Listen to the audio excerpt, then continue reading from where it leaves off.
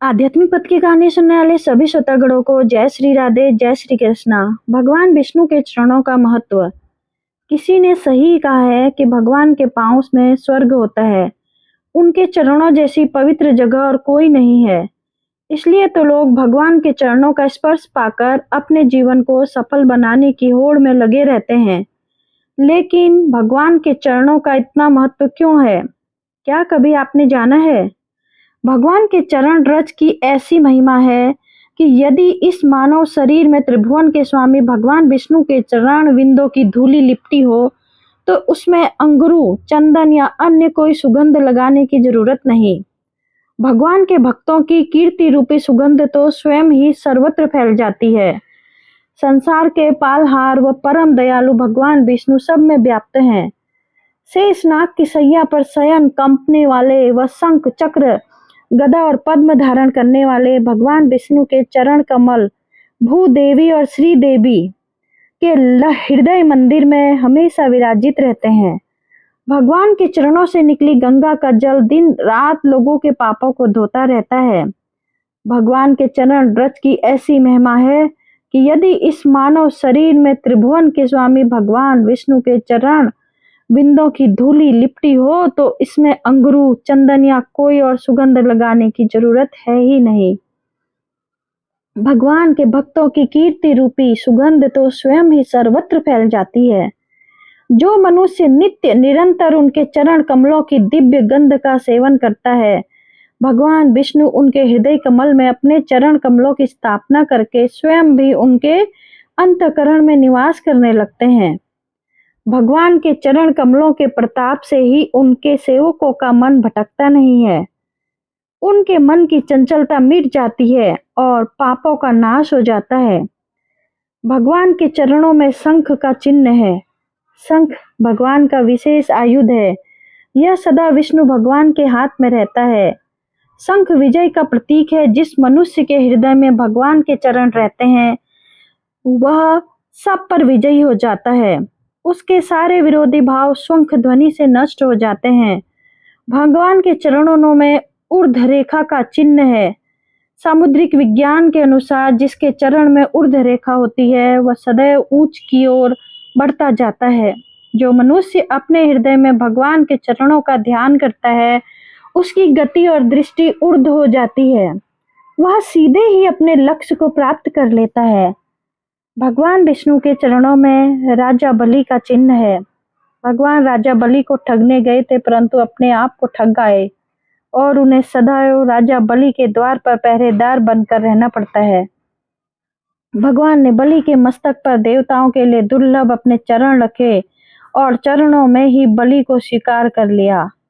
राजा बलि का शरीर भगवान के चरणों में अंकित हो गया। इससे बढ़कर सौभाग्य की क्या बात हो सकती है। राजा बलि को पहले राज मत था। प्रहलाद जी ने जो भी उनके पितामह थे उनको समझाया पर बलि नहीं माने। प्रहलाद जी ने देखा कि बीमारी बढ़ गई है तो भगवान का स्मरण किया। भगवान ने वामन रूप में आकर बलि के संपूर्ण राज्य के साथ शरीर तक को नाप लिया।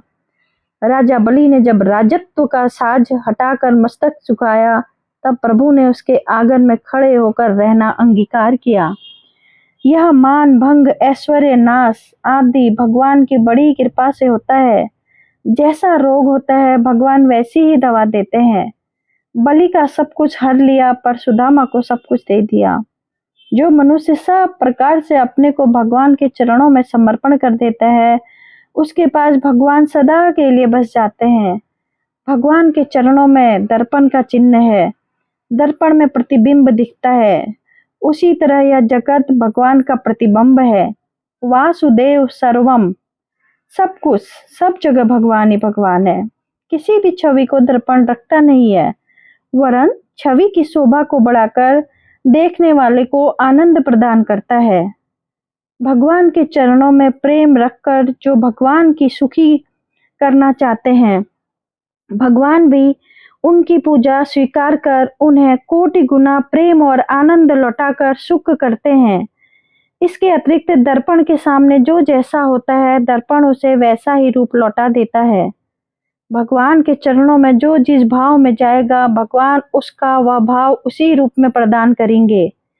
गीता में भगवान ने कहा है, ये यथा मां प्रपद्यन्ते, जो जिस भाव में मुझे भजता है मैं भी उन्हें उसी तरह भजता हूँ। भगवान के चरण में सुमेरु पर्वत का चिन्ह है। सुमेरु का अर्थ जिसका मेरु सुंदर हो। सुमेरु को सोने का पहाड़ भी कहते हैं। इस सुमेरु को कुछ लोग गोवर्धन कहते हैं, जिसे भगवान ने अपनी कनिष्का उंगली के नख पर उठाया था। भगवान ने उसे सदा के लिए अपने चरणों में बसा लिया।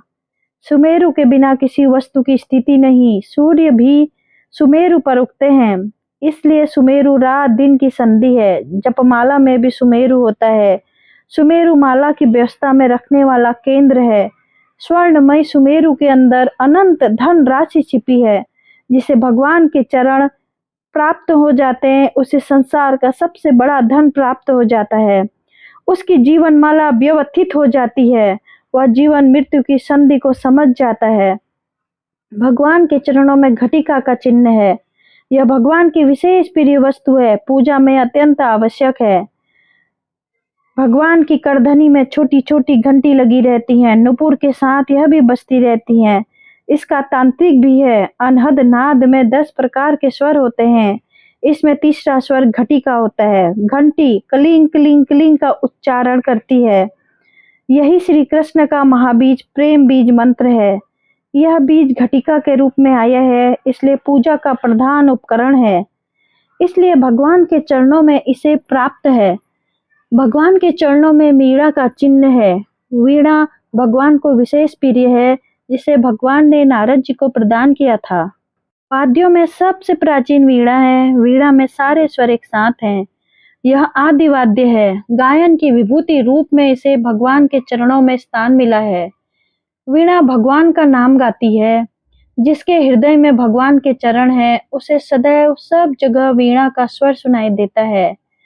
बिनती करी मुनि नाई, सिरु कह कर जोरी बहोरी, चरण सरोहर नाथ जन, कबहु तजे मति मोरी। इसका अर्थ है, मुनि ने विनती करके और फिर सिर नवाकर हाथ जोड़कर कहा, हे नाथ, मेरी बुद्धि आपके चरण कमलों को कभी ना छोड़े।